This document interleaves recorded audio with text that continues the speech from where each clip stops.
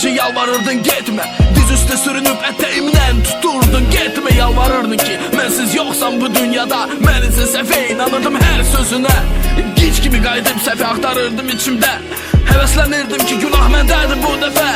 Hər dəfə bunlar olurdu hər dəfə. Nə vadə deyərsən ki bu son dəfədir. Bəs deyildi dırmaşırdın qızıl dağlarına, dartırdın məni bax ciyərlərin kruqlarına. Bəs demirdim sənə, bəsdir yoxdur haqq orada. İnanmırdın, deyirdin ziyankar mənə. Mütləq hər paltarım düşməliydi gözlərə, bu varlı plastik kuklaların dillərinə. Mütləq hər kəs deməliydi mütləq, kəpənəkdən dönüb olmuşdun milçək.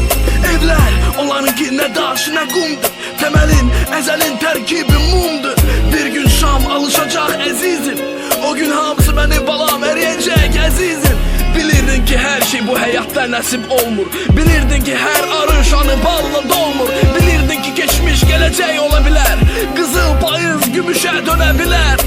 Hani o payız xəzan nəfəsi, romantik romantik elə bizi. Oğurladı səni yel kimi azma, həbs etdi bu xanım dünya. Bu xanım dünya.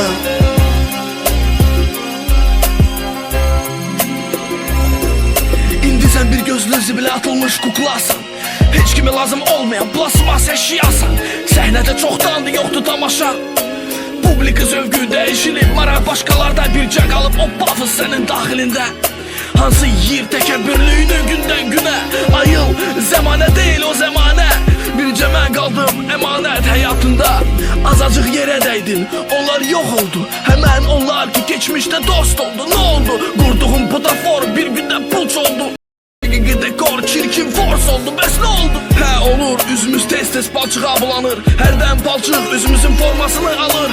Quruyub qalır, heykəllərə dönürük, canlı bəndə olaraq ölülərə çönürük. O xəzan ofsunladı məni, sən isə aldatdı, zülmətdə itdin azmış yelkən kimi. Oğurladı səni yel kimi iti yazma, həbs etdi bu xanım dünya.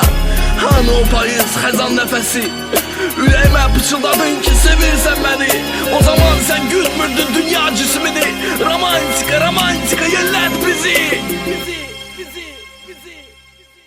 Hani o payız xəzan nəfəsi, romantik romantik yellət bizi. Oğurladı səni yel kimi azma, həbs etdi bu xanım dünya. Bu xanım dünya.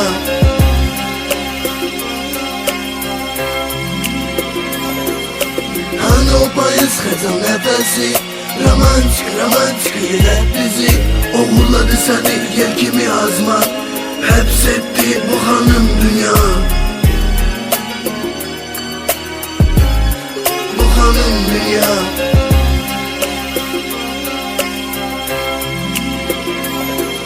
Dünya.